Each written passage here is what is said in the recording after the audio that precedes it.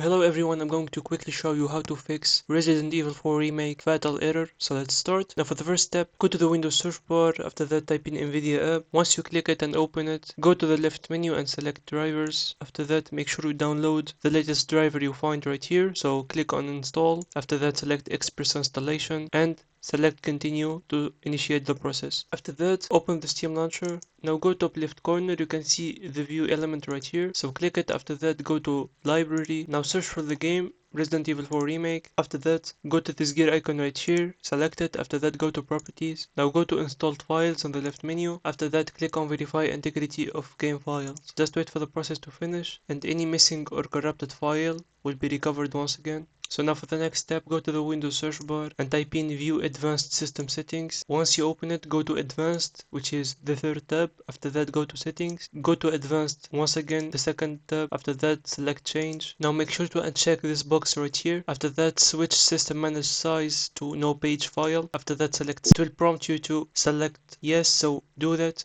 And that's it. Now make sure to close everything and make sure to restart your computer and your problem should be fixed. If you found it helpful, make sure to like and subscribe and see you on the next one.